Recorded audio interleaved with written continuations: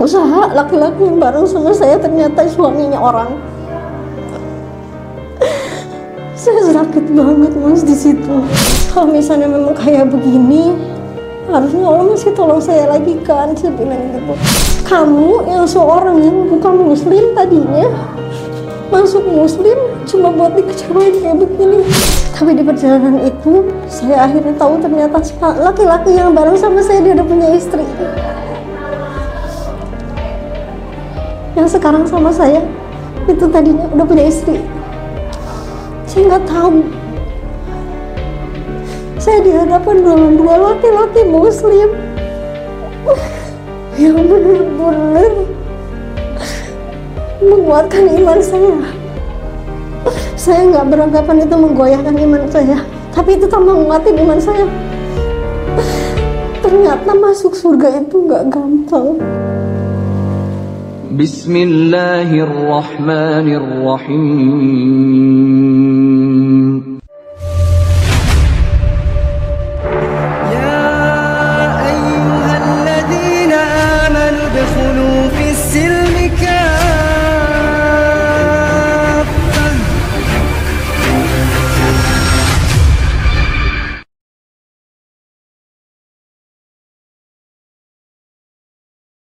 Itu hamil sama siapa? Sama pastor yang di depan tuh, yang cowok itu jangan gitu kan. Ya udah sholat aja. Nah sebelum itu sebenarnya ada kejadian yang cukup unik buat saya.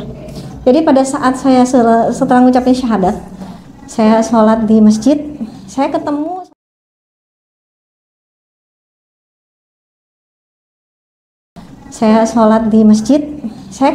sholat asar. Sholat asar itu saya pulang ke kantor. Saya belum bisa tuh sholat di musola, karena kan orang lain belum tahu saya masuk Islam. Jadi belum bisa terbuka sayanya kan gitu. Aduh saya nggak punya mukena gitu kan. Dimana sholatnya? Nah, kebetulan teman visual saya yang jadi saksi itu, dia punya ruangan visual. Dia bilang udah sholat sini aja. Pakai apa? Saya bilang gitu kan. Itu dus mami pokok dipotong. Pakai dus mami pokok. Itu pertama kali saya sholat, saya nangis sama Allah. Saya dikasih pinjam mukena dari musola yang lusuh, nggak bersih. Karena kan waktu itu di musola mukenanya nggak bagus gitu kan. Saya sedih banget, nangis saya di situ. Saya sampai bilang gini sama Allah,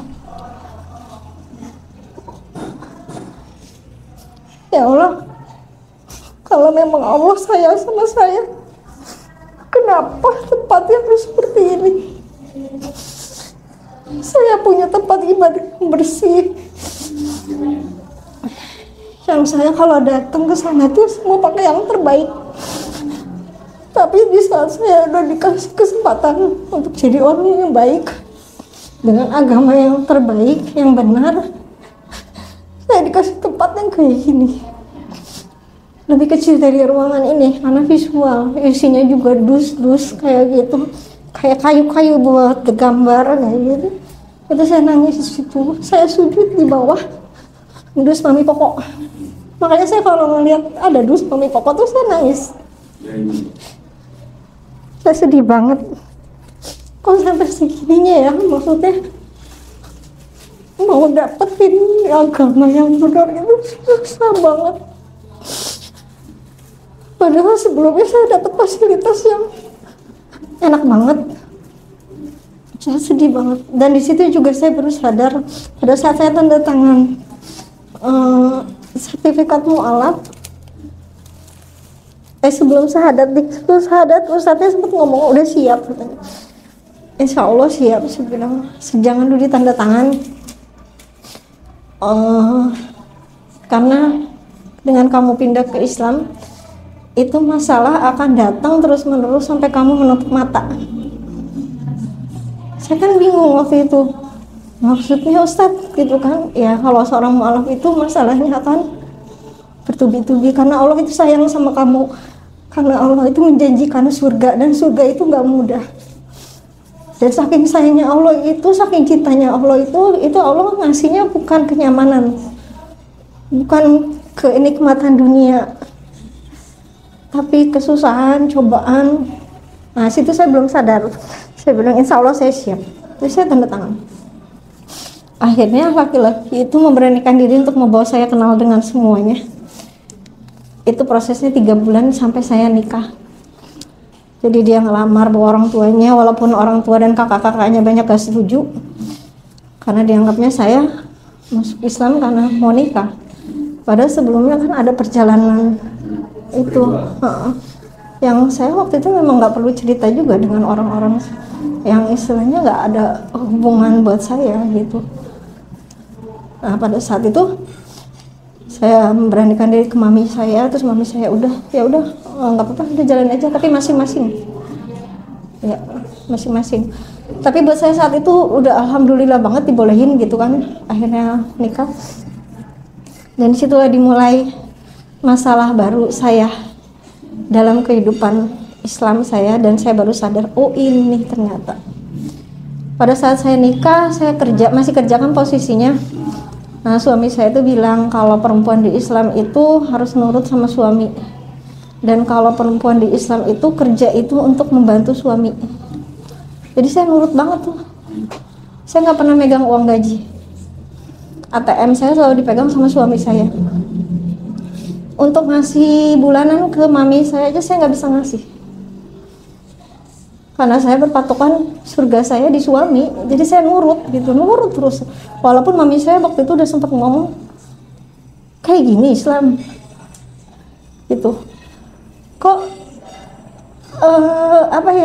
kamu kok nggak dihargai banget sebagai perempuan, untuk ngasih orang tua kamu aja kamu nggak bisa.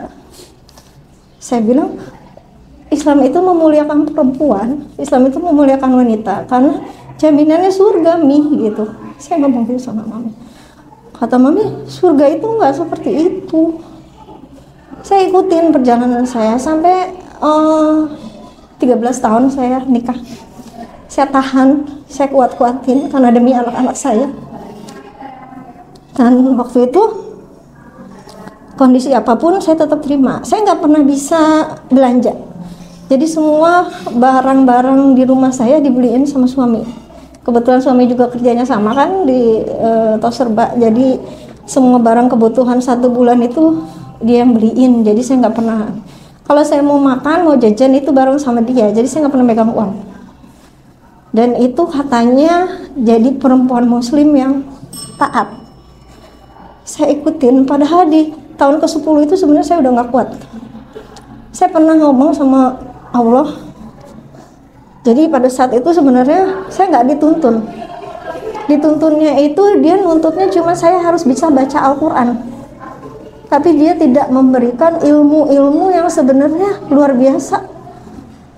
Dan itu baru saya dapat sekarang.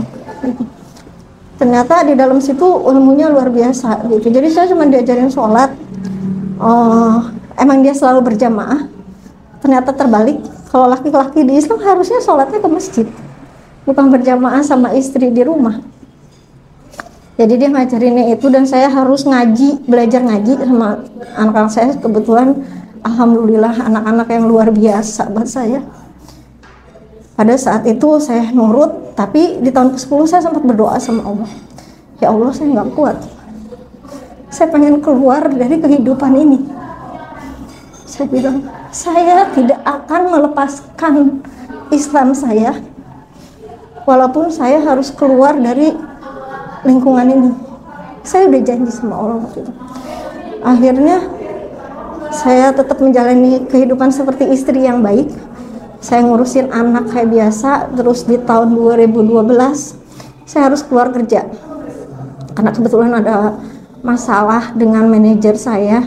Manajer itu kebetulan masih ada hubungan keluarga gitu. Jadi saya tuh agak kebawa, jadi saya lebih baik mundur daripada nanti jadi masalah. Dan kebetulan pembantu saya yang udah sekitar waktu itu 7 tahun ikut saya harus nikah. Dia kebetulan adik kakak, jadi saya punya pembantu itu awet banget. Dari semenjak anak-anak saya lahir sampai anak saya umur 7 tahun, mereka masih bertahan ikut sama saya nikah. Dan otomatis saya harus keluar, saya harus ngurusin anak-anak. Dengan lingkungan yang biasa saya kerja monoton, itu saya sempat agak sindrom. Karena pulang ke rumah tuh kayaknya apa yang harus saya lakuin ya gitu. Tapi pada akhirnya saya bisa akhirnya menyesuaikan diri, saya bimbing anak-anak saya sampai akhirnya anak-anak saya juga baca Al-Qur'annya luar biasa. Di umur 4 tahun yang TK itu sampai udah juara hafalan surat-surat pendek waktu itu di sana. Akhirnya saya bimbing mereka. Hidup saya benar-benar buat anak-anak. Dan akhirnya yang laki-laki itu masuk tim Olimpiade Matematika di kota itu. Saya nggak pernah tahu maksudnya apa. Saya memang full banget hidup saya buat anak-anak saya. Ternyata Allah tuh punya skenario yang luar biasa buat saya. Jadi saya bimbing anak-anak saya sampai kuat seperti itu. Pada tahun 2014 saya kena masalah karena kebetulan saya udah keluar kerja, saya usaha sendiri juga. Saya masih dengan yang sama, padahal usaha itu dibiayain sama keluarga saya, karena keluarga saya nggak mau ngelihat saya itu nggak pernah pegang uang sendiri. Tapi kenyataannya pada saat saya usaha pun saya masih harus tetap bantu suami. Jadi waktu itu saya nuntut nafkah. Saya bilang, saya nggak pernah dikasih nafkah sama kamu, saya bilang gitu kan. Ya tapi kan kamu sekarang udah ada usaha, karena saya udah nafkahin anak-anak kamu dan saya udah bayarin rumah, cicilan rumah, dia bilang. Itu udah nafkah, dia bilang gitu kan. Jadi cicilan rumah itu udah nafkah. Jadi kamu bayarin kredit mobil, waktu itu saya mobil, sama usaha buat les anak-anak itu dari saya. Dia bayarin rumah sama kehidupan sehari-hari. Tapi itu masih nggak enak buat saya, masih jadi ganjelan. Akhirnya saya ikut usaha sama teman saya. Nah disitulah titik balik. Akhirnya Allah sayang sama saya. Pas di masalah itu saya kena kasus. Saya dibilangnya nipu. Angkanya 1,8 M. Cukup besar. Mungkin kalau orang yang pernah tinggal di Cirebon tahu saya. Tahu siapa saya. Tapi saya nggak ada niat sedikit pun untuk nipu mereka. Karena setiap uang yang mereka masukin di usaha saya, setiap bulan juga saya kasih. Dan saya selalu punya catatan-catatan, karena saya nggak pernah ngasih uang cash, karena saya sifatnya semua transfer. Jadi semua saya punya bukti-bukti itu. Jadi waktu itu 1,8 M saya sampai diserang sama semuanya. Saya bilang, ya saya tanggung jawab, saya hadepin semuanya. Sampai orang tua saya juga ikut turun, adik saya terutama yang luar biasa banget. Adik saya waktu itu posisi udah muslim, karena kebetulan istrinya muslim, jadi ikut saya masuk muslim. Walaupun mama saya sebenarnya nggak rela, akhirnya masuk muslim, dia bantuin saya. Saya kena kasus waktu itu 1,8 M. Saya tadinya mau diumpetin pindah ke Belanda, maksudnya biar saya aman gitu, hilang lah kasus itu. Tapi saya nggak mau. Saya bilang saya mau hadapin kasus itu, jadi saya masih tinggal di Cirebon waktu itu. Dan semua orang nggak ada yang tahu karena saya ditaruh di satu tempat sama adik saya. Adik saya luar biasa banget. Saya juga makasih banget. Saya ditaruh di satu kosan yang saya mintanya itu saat itu saya masih bisa, kalau dipanggil pihak kepolisian saya masih bisa datang. Jadi kosan itu tertutup banget dan saya nggak bisa keluar. Makan semua disediain, apa disediain, saya baru akan keluar kalau pihak penyidik telepon saya datang. Dan waktu itu gimana caranya saya supaya keluar, saya harus tertutup. Jadi kehidupan saya waktu di dalam kosan itu cuma sholat, puasa, tahajud. Saya bilang sama Allah, katanya Allah itu akan nolong saya kalau saya melakukan hal-hal yang ekstrim. Hal yang ekstrim buat Allah. Saya mau ngelakuin hal yang ekstrim buat Allah, tapi saya minta janji dari Allah. Allah tolong saya. Janji saya dulu 3. Saya mau pakai baju gamis hitam yang dulu saya pernah benci, karena saya nggak suka itu, panas gitu kan. Tapi saya janji saya jalan itu. Saya mau puasa Nabi Daud. Saya jalanin puasa Daud karena saya pikir saya juga nggak ngapa-ngapain di Indonesia. Dan saya nggak akan lepasin tahajud saya. Saya jalanin 3 yang ekstrim itu di kehidupan saya. Tapi ternyata semakin saya jalanin itu, cobaannya semakin berat. Kenapa semakin berat? pada saat proses itu suami saya itu masih ada di Cirebon, tapi dia berusaha menghindar dari saya karena dia malu, karena dia ngerasa dia tidak pernah dilibatkan. Tapi saya juga kan istilahnya usaha itu juga kan karena saya keadaan yang membuat saya harus melakukan. Tapi saya baru sadar sekarang ternyata itu memang maksudnya Allah untuk melepasin saya dari kehidupan saya itu. Jadi saat itu saya bilang saya jalanin itu. Jadi selama penyidikan itu saya tetap puasa Nabi Daud, saya tetap sholat, tetap tahajud, nggak pernah saya lepasin. Saya ketemu pengacara dan saya nggak tahu itu pengacara, tiba-tiba saya jalan kaki ketemu. Saya mikir ini tempat yang mungkin bisa nolong saya. Saya datang ke situ, saya ceritain masalah saya. Ternyata itu pengacaranya juga luar biasa jahat buat saya. Ternyata yang klien-klien saya itu ternyata udah pernah konsultasi sama dia untuk ngejeblosin saya ke dalam penjara dari kasus itu. Tapi dia berusaha ngambil kesempatan untuk membela saya. Pada saat saya udah itu kan saya namanya polos ya, lagi kesusahan terus ada orang nolong, ya udah saya ngobrol sama adik saya harus nyediain angka 16 juta untuk supaya bisa lolos saya dari kasus itu. Walaupun sebenarnya saya tetap ngadepin mereka tetap datang ke saya nagih kayak gitu. Saya bilang iya nanti saya bayar gitu, maksudnya saya tetap sanggup untuk. Tapi yang suami saya itu diserang kayak gitunya, dia bilang dia bukan istri saya lagi. Pada kondisi saya posisinya masih istrinya. Tapi luar biasanya ya Mas, pada saat saya di kosan itu, dia di rumah. Kita punya rumah di daerah Peru. Kalau dia butuh hubungan biologis, saya tetap dipanggil datang ke situ. Tapi pada saat saya ada kasus, dia bilang saya bukan istrinya. Pada saat itu, akhirnya saya jalanin sama pengacara itu, proses demi proses saya jalanin. Saya ketemu mau intel, mau siapapun saya hadepin. Sampai ada teman saya yang berani untuk, karena harus ada satu orang yang bikin laporan supaya saya bisa dikasusin. Kalau yang lain nggak bisa karena nilai angkanya udah saya bayar lebih dari modal yang mereka kasih gitu. Tapi mereka masih butuh fee-nya. Dan di situ saya baru sadar riba itu luar biasa jahatnya buat kehidupan kita. Jadi banyak cara Allah untuk mengingatkan kita tuh ya kayak gitu, dijatuhin, dibangun, jatuh, bangun. Itu yang namanya semua kekayaan yang saya punya dari rumah, mobil, segala macam gak ada. Nah pada saat itu pengacara itu bilang, kalau kamu mau diselamatin sama saya, itu kebetulan juga orang salaf. Dan saya juga cukup kaget, kok orang salaf kayak gini ya gitu. Dia nawarin saya untuk jadi istri yang ketiga. Dan saya dikenalin sama istrinya. Kebetulan saya kenal sama istrinya, ternyata istrinya dulu pegawai parkir di tempat saya kerja gitu. Terus dia juga akhirnya cerita, saya tuh nikah sama dia karena saya secara ekonomi juga kekurangan dan punya masalah. Jadi sebenarnya si perempuan istrinya yang jadi sekarang itu punya masalah sama suaminya punya kasus, dibantulah sama si bapak pengacara itu. Tapi supaya selamat dinikahin lah istrinya gitu. Dan dia mau memperlakukan hal yang sama ke saya gitu. Akhirnya saya ngobrol sama keluarga saya, nggak boleh, maksudnya bukan begitu caranya. Saya ngobrol sama suami saya kaget jawaban suami saya.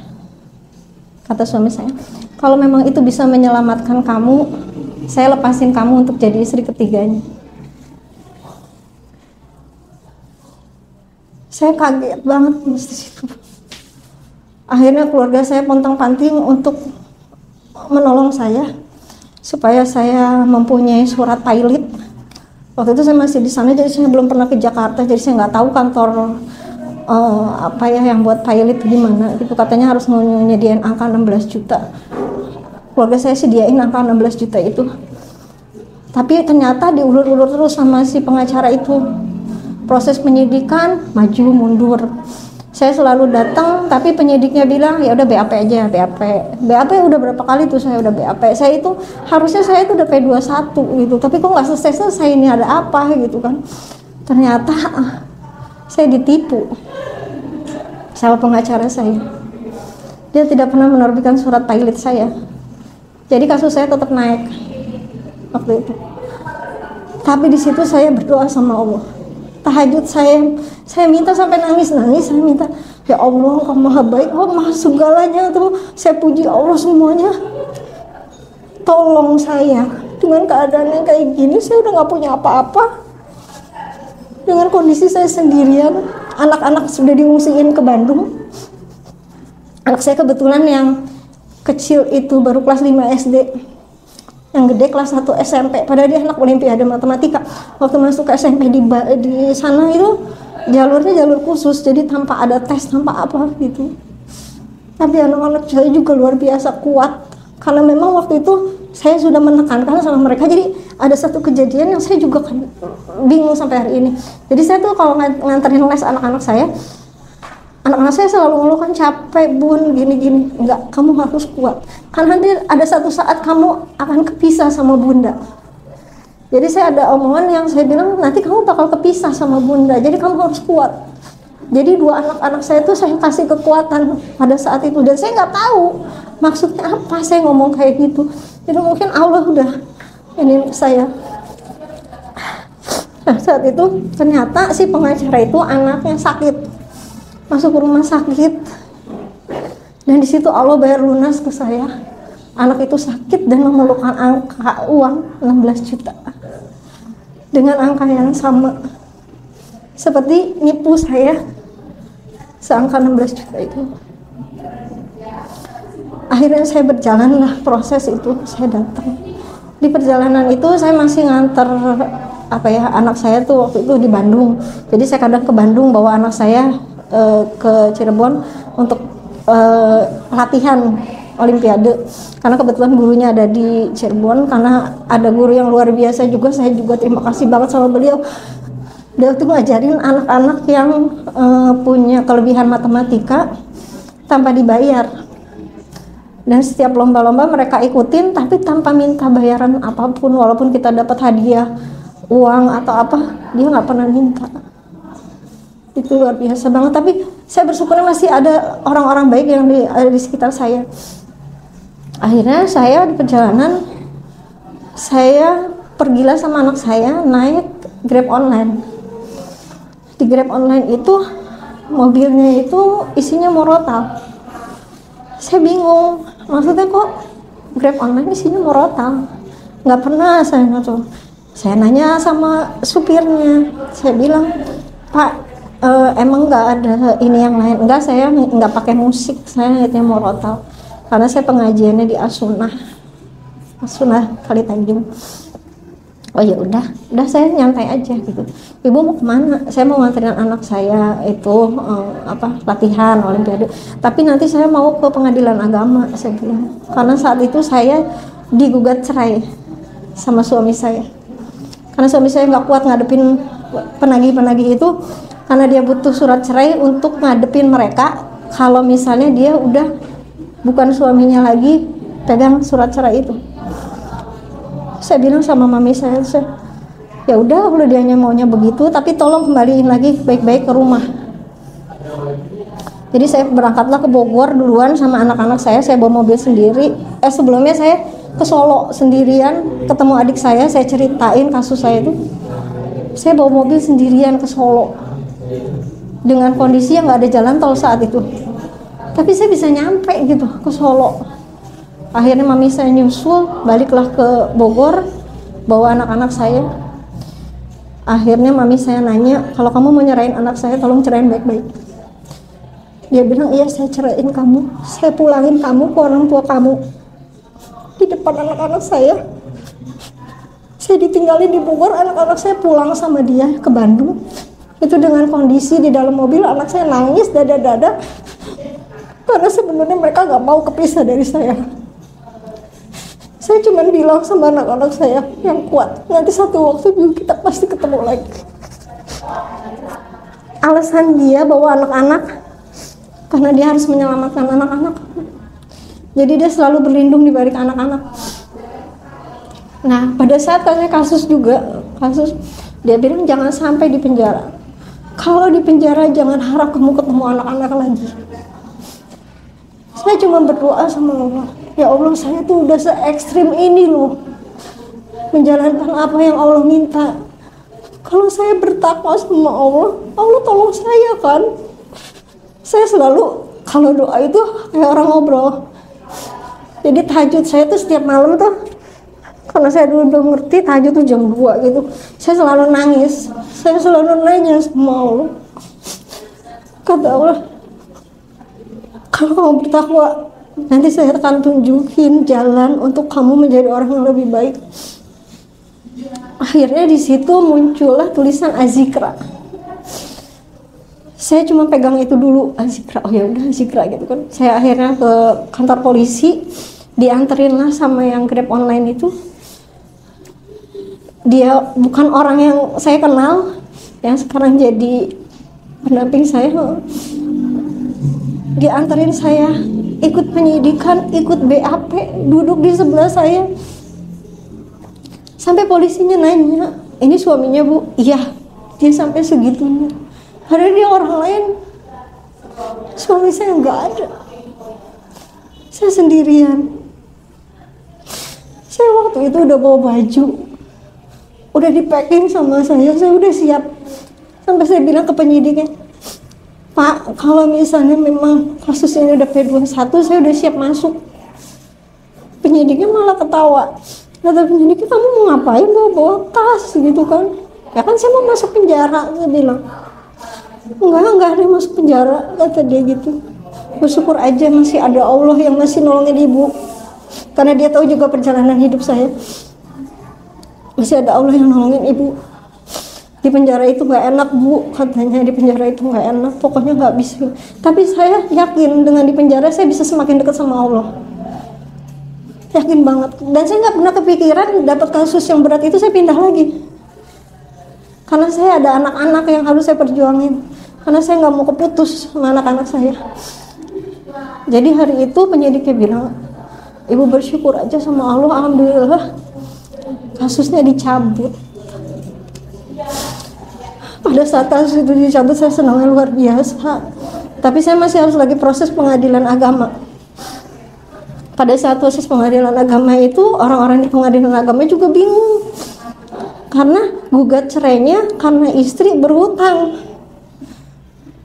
Sampai hakimnya juga nanya, harusnya laki-laki muslim yang baik itu mendampingi istrinya dalam kondisi apapun. Kamu yang seorang yang bukan muslim tadinya masuk muslim cuma buat dikecewain kayak begini. Akhirnya hakimnya bilang, kamu harus kuat, nanti di luar sana masih banyak laki-laki yang bisa nolongin kamu gitu kan. Tapi saya nggak pernah kepikiran itu, karena di pikiran saya nggak akan nikah lagi, karena saya pikirannya anak gitu. Saat itu udah pas dia tahu kasus itu dicabut, dia nyabut juga gugatan cerainya. Jadi dia cuma bikin surat pengajuan gugatan untuk ketemu orang-orang yang nagih ke saya, nih saya udah ngajuin gugatan cerai, jadi saya tidak bertanggung jawab lagi sama perempuan ini. Tapi ternyata pas udah tahu itu dicabut, dia nyabut juga. Keluarga saya marah, akhirnya saya yang gugat balik. Saya gugat balik, saya proses, dia nggak mau datang. First take akhirnya keluarlah surat cerai saya.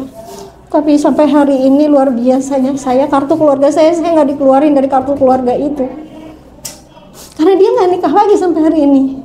Dia masih nungguin saya. Di tahun lalu, persis bulan Agustus, tanggal 26 Agustus, dia ngajakin saya untuk rujuk. Saya nggak bisa, saya bilang. Tapi saya tetap datang ke Bandung waktu itu, dan suami saya itu merelakan. Coba Mas, laki-laki mana coba yang ngerelain? Dia anterin saya, bawa baju semuanya untuk pulang ke Bandung supaya saya bareng-bareng lagi sama anak-anak sama dia. Dan saya salut banget sama laki-laki itu, maksudnya dia dengan legowonya gitu, ngelepasin, yang penting anak-anak selamat gitu. Karena saya punya anak perempuan yang memang harus saya perjuangin kan, dan dia ini banget gitu. Dan di perjalanan itu juga saya salut banget sama anak-anak saya dengan kondisi yang broken home. Itu kan anak-anak yang broken home ya, berarti kan orang tua kepisah. Itu anak-anak saya tetap ranking. tetap ranking, dan semuanya ada di ranking 1 sampai 3. Dan luar biasanya anak saya yang paling besar itu sekarang ada di Pajajaran, ngambil jurusannya matematika. Dan itu kan buat saya ekstrim banget, pelajaran yang memang dia sukain, tapi kan sebenarnya harusnya dengan latar belakang orang tua yang seperti ini, anak saya harusnya hancur-hancuran gitu, bisa kenal lingkungan yang gak baik. Tapi Allah tuh sayang banget sama saya, jadi anak saya juga dilindungin, sayanya juga dilindungin. Makanya buat saya Islam itu luar biasa, karena dengan Islam semua ditolong. Dan saya salut banget sama Allah, setiap apa yang saya minta itu selalu dikabul sama Allah. Saya minta hal yang kecil pun Allah kabulin, dan di setiap tahajud saya itu Allah kabulin. Tapi sampai saat ini saya masih bingung, dia kenapa nggak nikah lagi. Dia masih nungguin saya nggak dikeluarin dari kartu keluarganya. Sampai kemarin aja saya bilang sama dia, saya minta surat cerai saya, karena kan dia mau rujuk. Waktu itu surat cerai saya ditahan kan sama dia. Dia bilang enggak, pokoknya nggak akan dikeluarin kartu keluarga karena untuk nyelamatin anak-anak. Jadi kalau misalnya nanti anak-anak lulus kuliah atau lulus sekolah itu kartu keluarganya masih utuh, saya masih ada di dalam situ. Saya bilang, kalau misalnya memang kayak begini, harusnya Allah masih tolong saya lagi kan, saya bilang gitu.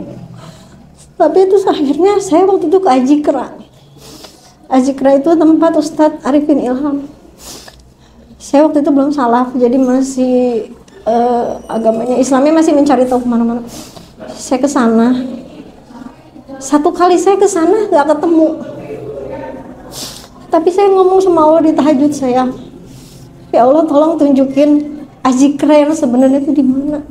Saya nyampe mas, itu asar saya nyampe, udah bawa baju saya nanya sama santrinya di situ, saya mau ketemu Ustadz Arifin Ilham. Nggak bisa segampang itu, karena banyak orang juga yang datang ke sini sampai tidur di situ, istilahnya nggak mau pulang karena pengen ketemu Ustadz.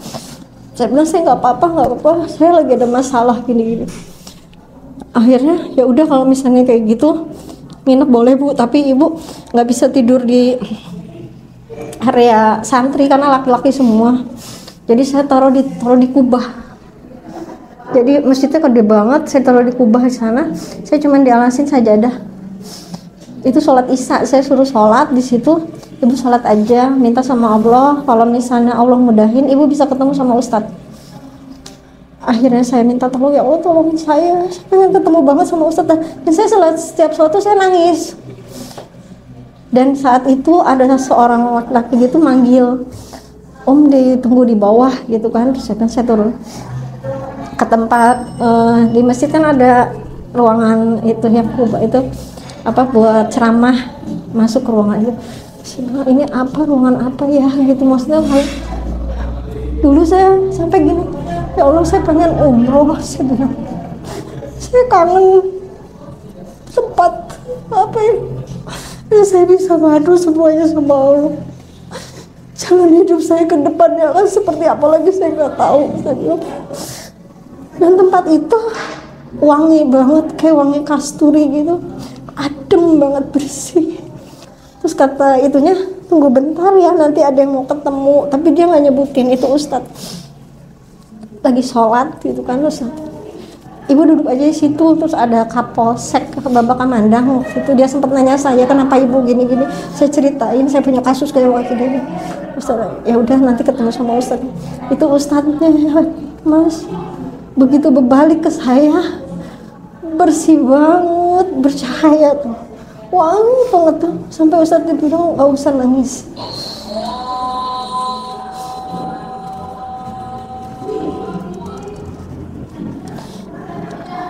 Ibu harusnya bersyukur jadi orang pilihan yang dipilih Allah untuk datang ke sini, bukan ke tempat yang bermaksiat. Dengan kasus yang bertubi-tubi, ibu nggak pernah lari ke tempat yang bermaksiat.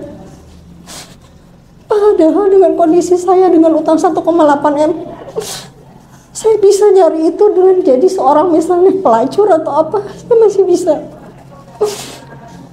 Tapi saya mikirnya saya punya anak perempuan, dan saya berpikir juga Allah itu udah susah nolongin saya.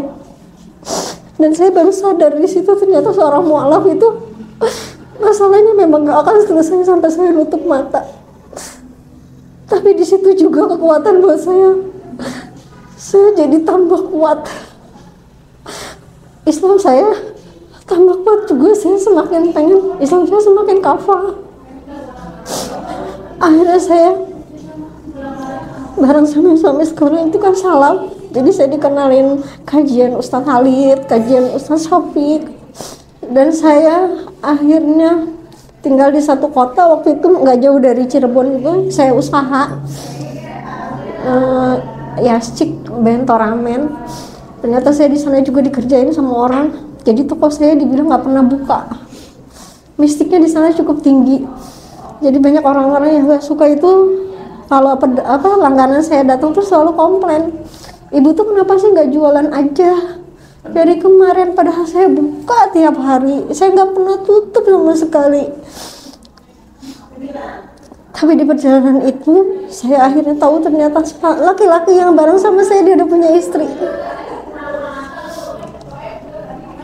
Yang sekarang sama saya itu tadinya udah punya istri.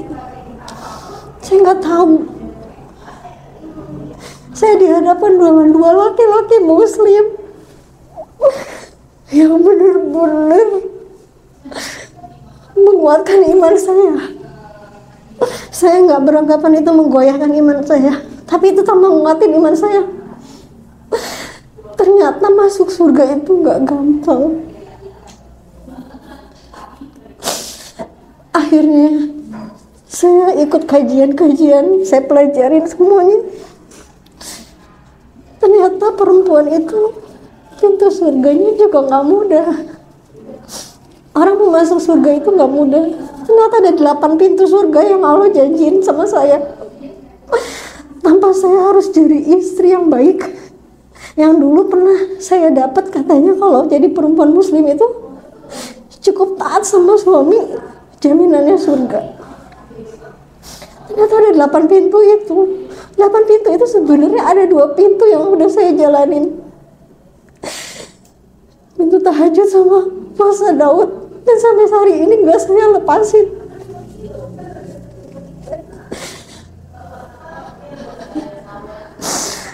Ternyata di perjalanan ya mas, saya kena kasus.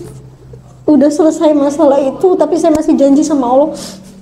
Saya bakal ngelunasin angka 1,8 M yang walaupun itu sebenarnya udah saya balikin, tapi itu saya ngerasa itu utang buat saya. Dan itu nggak bisa saya tinggalin gitu aja, karena saya pulang juga saya harus bayar dulu baru saya bisa pulang. Makanya saya janji sama Allah, ya Allah kasih saya rezeki yang banyak supaya saya bisa umroh. Saya nggak minta haji, saya cuma mau umroh. Saya mau ketemu Allah di tempatnya, di rumahnya. Karena janjinya Allah kalau saya datang ke rumahnya, Allah akan ijabah semuanya. Dan utang saya juga saya bakal lunasin. Saya nggak lari gitu aja. Pada saat saya udah di satu kota di Ciledug itu, ternyata saya punya usaha. Laki-laki yang bareng sama saya ternyata suaminya orang. Saya sakit banget mas di situ. Dia berdalihnya kalau di salaf itu berpoligami itu tanpa harus izin istri yang pertama. Tapi ternyata kenyataannya kayak begitu. Saya ditinggalin sendirian. Akhirnya saya berdoa lagi sama Allah. Di tiap tahajud saya selalu aduin semua masalah saya. Sampai akhirnya saya bilang kalau Allah memang sayang sama saya, tolong saya. Tolong saya buat tambah deket sama Allah, gimana caranya. Akhirnya laki-laki itu pergi ke Brunei kerja. Dia lepasin saya dengan begitu aja. Tapi ada skenario lain dari Allah yang akhirnya dia cerai sama istrinya. Dia nyari saya lagi, ketemu bareng. Akhirnya dia buat nebus dosa kayak ke saya, dia ada nikahin saya terus. Tapi kan saya siri, jadinya nggak bisa itu karena kartu keluarga masih di Bandung. Akhirnya dia bimbing saya kajian. Saya kajian di Nurul Iman Blok M itu setiap hari. Dari hari Senin sampai hari Minggu. Dan saya kajian itu sore, asar sampai maghrib. Ternyata saya baru tahu ilmu-ilmunya itu luar biasa. Ternyata perempuan muslim itu memang harus punya ilmu agamanya cukup kuat, yang harus kuat malahan. Dan di situ juga akhirnya Allah kirimin seseorang ke saya lewat suami saya, kirimin saya untuk dapat kantin di satu sekolah SMA di Jakarta Selatan yang saya nggak punya kenalan sama sekali. Ternyata kalau dagang di situ harus ada orang dalam. Saya nggak bayar sepeser pun, tapi bayar sewanya dibayarin sama adik saya. Akhirnya saya usahalah di situ. Ternyata maksudnya Allah ngirimin orang itu untuk bantu saya supaya saya semakin dekat sama Allah. Jadi dengan saya ada di kantin itu saya bisa kajian tiap hari di Blok M gitu. Dan saya juga, buat saya Allah itu luar biasa. Makanya saya bilang Islam itu luar biasa, Allah itu luar biasa, karena Allah selalu mengirimkan orang-orang yang luar biasa juga ke saya buat menuntun saya. Akhirnya saya ikut kajian, saya selalu tulis semua ilmu-ilmunya, terus saya coba amalin. Walaupun saya ngerasa saya tuh banyak dosa, saya banyak udah menjolimin orang, saya udah banyak berbuat maksiat, tapi saya yakin Allah masih tolong saya dengan cara saya mengamalkan dari kajian-kajian saya. Dan orang-orang yang ada di lingkungan saya dikasih orang-orang yang baik juga yang senang ke kajian. Akhirnya saya ketemulah sama Kak Vero panitia di Ustadz Halid waktu itu, karena dia ngeliat saya tiap hari sering ada di situ. Akhirnya dia nawarin ikut mu'alaf care. Saya ikutlah mu'alaf care. Saya memang masih haus ilmu mas, walaupun saya sebenarnya saya bisa baca terbata-bata, tapi saya masih pengen belajar dari nol, dari yang masih alif batasa gitu. Tapi di situ juga mas, semakin iman saya semakin kuat, cobaan sebenarnya semakin besar. Adik saya ditinggal istrinya meninggal, yang muslim, karena sakit kanker udah 8 tahun. Tapi dia juga udah cukup kuat sebenarnya buat saya, seorang laki-laki yang ngebimbing istrinya sakit sampai udah parah nggak bisa apa-apa, dia masih nemenin. Tapi di titik itulah adik saya pindah lagi ke Kristen. Karena ada permintaan dari mama saya, anaknya harus pulang.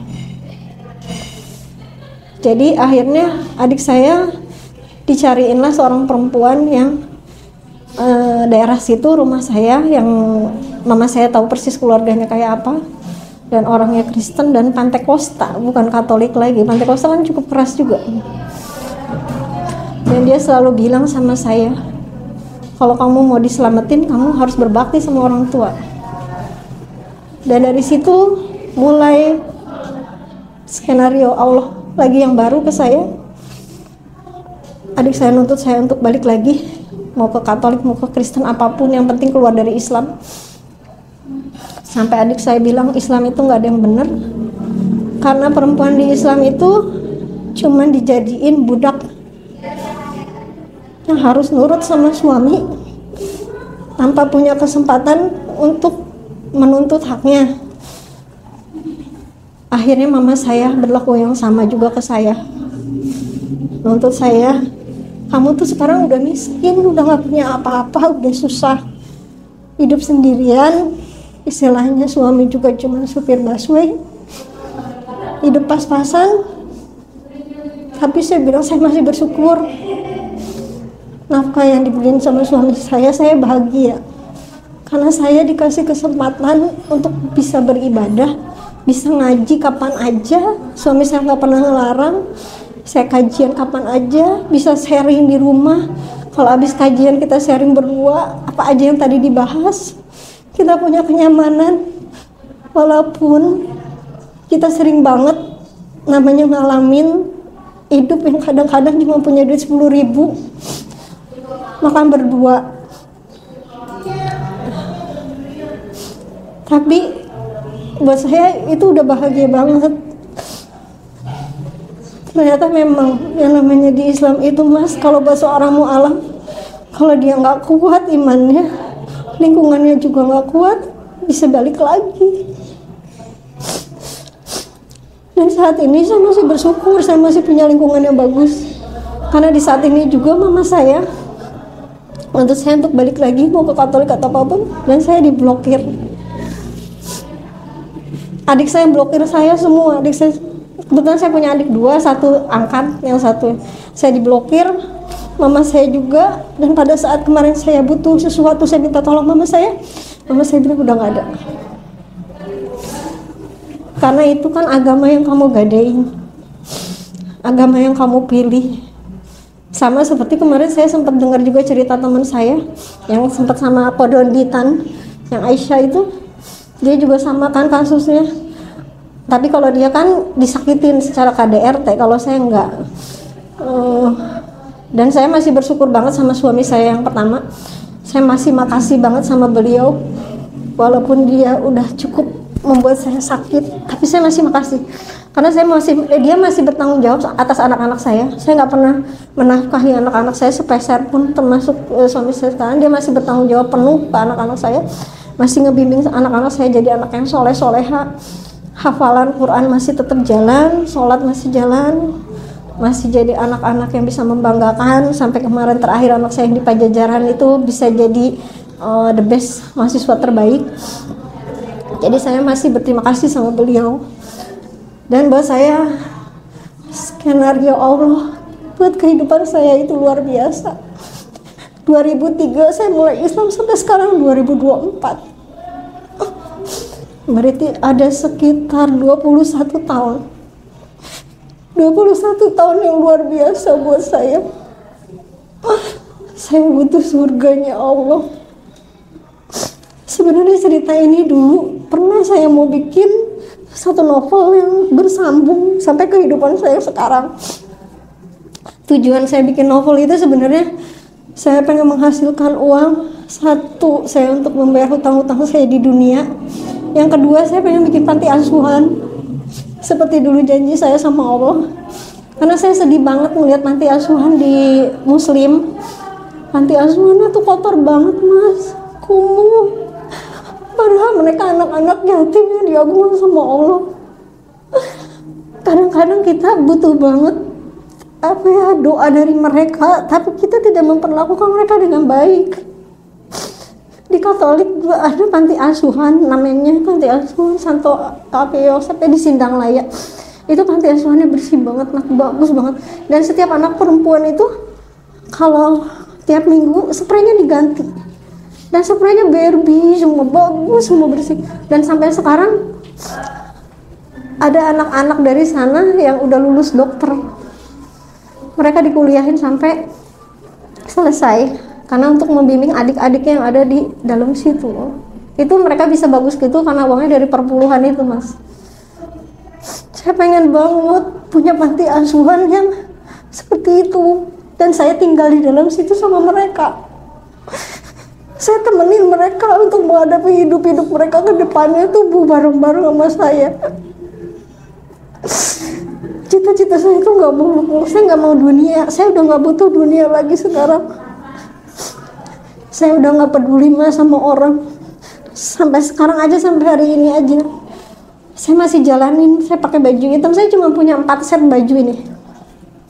Saya cuma punya 4. Jadi kalau misalnya 2 udah dicuci itu, saya harus cepet-cepet karena besok saya udah gak ada baju lagi. Karena kalau di Islam kan semakin kita gak punya apa-apa, semakin sedikit yang dihisab. Jadi saya coba ngamalin itu sekarang. Tujuan saya share kayak gini, saya itu cuma motivasi teman-teman mu'alaf. Kalau masalah yang semakin besar itu nggak usah takut, karena Allah tuh semakin sayang sama kita, dan jaminannya juga surga. Kalau teman-teman punya masalah yang teman-teman bilang masalah saya berat, nggak ada yang berat. Allah itu pasti punya solusinya. Yang penting kitanya ikhlas dan mau selalu ngadu sama Allah apa yang kita rasain. Sampai hal yang kecil aja kalau kita macet juga kita masih bisa minta sama Allah. Jadi buat saya Islam itu luar biasa. Saya minta doa juga. Kemarin saya bilang sama anak-anak saya, kalau misalnya nanti sampai bunda nggak ada, sampai bunda meninggal, tolong dimakaminnya secara Islam, tapi posisinya harus ada di tempat keluarga mama saya di Bogor. Karena saya pengen dengan saya ada Islam sendirian di situ, nantinya bisa bawa juga yang lain untuk masuk Islam. Pada saat mama saya ngeblokir, doa saya cuma satu. Saya cuma minta sama Allah, ya Allah beri saya kesempatan untuk bisa nemenin saya di hari-hari, nemenin mama saya di hari-hari terakhirnya, untuk bisa ngucapin syahadat. Jadi pada saat beliau meninggal, kondisinya sudah bersahadat sama dengan saya.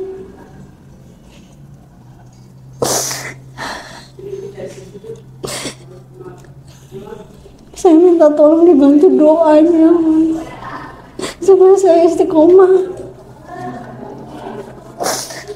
dan saya juga bisa kuat ngejalanin sisa-sisa hari terakhir saya,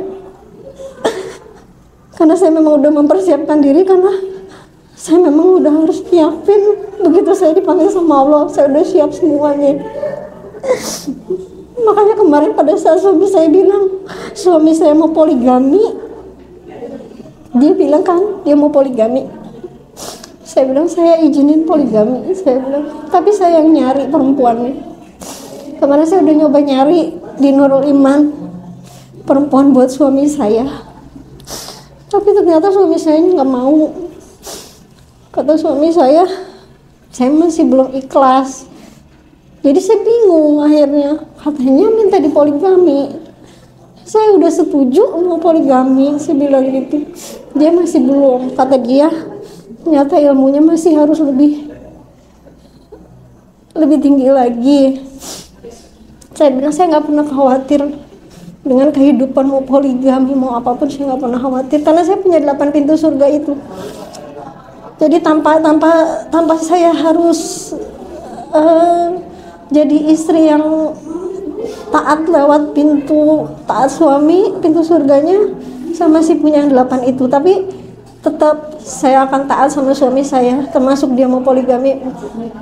Saya ikhlas, saya cariin, saya temenin nanti kalau misalnya dia nikah lagi.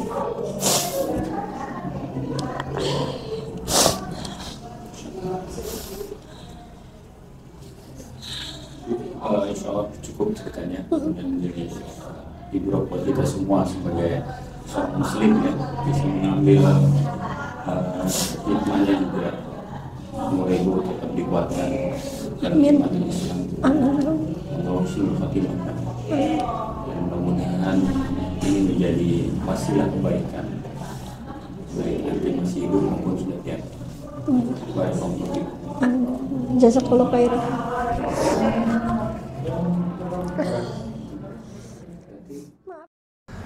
Bismillahirrahmanirrahim. Assalamualaikum warahmatullahi wabarakatuh.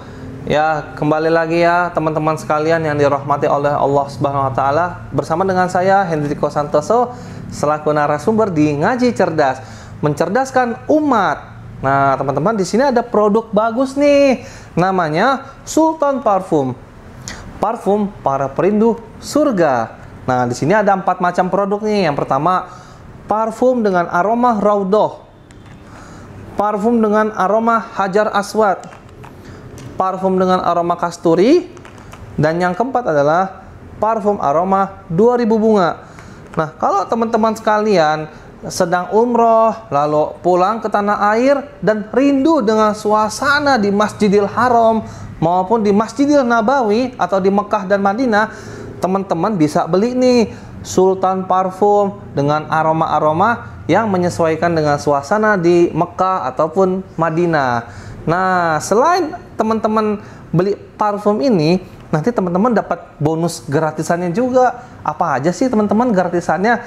Nih, yang pertama nanti teman-teman dapat kitab atau buku saku zikir pagi dan petang sesuai dengan sunnah. Nah, yang kedua, teman-teman nanti dapat gratis tasbih nih. Wah, lucu banget ya, imut nih, bisa dibawa kemana-mana. Yang ketiga, nanti teman-teman dapat juga nih kertas untuk bagaimana sih parfum ini digunakan untuk saat suasana apa aja. Di sini udah dijelasnya teman-teman semua. Nah, jadi teman-teman jangan lupa nih dibeli, informasinya ada di sini nih. Nah, dengan teman-teman membeli produk parfum Sultan ini, teman-teman sama saja dengan membantu operasional dakwahnya channel YouTube Ngaji Cerdas. Nah, luar biasa kan? Dengan harga berapa teman-teman sekalian? Cukup dengan 90 ribuan saja, teman-teman sudah bisa dapatkan ini semua nih. Masya Allah ya. Ini semua nih, semua teman-teman bisa dapatkan hanya dengan 90 ribuan rupiah. Teman-teman juga sudah termasuk membantu operasional dakwah, support channel YouTube Ngaji Cerdas. Nah, luar biasa kan? Nah, jadi tunggu apa lagi teman-teman ya? Segera hubungi di sini nih, di link yang tertera di bawah ini ya. Terima kasih ya teman-teman sudah menonton. Assalamualaikum warahmatullahi wabarakatuh.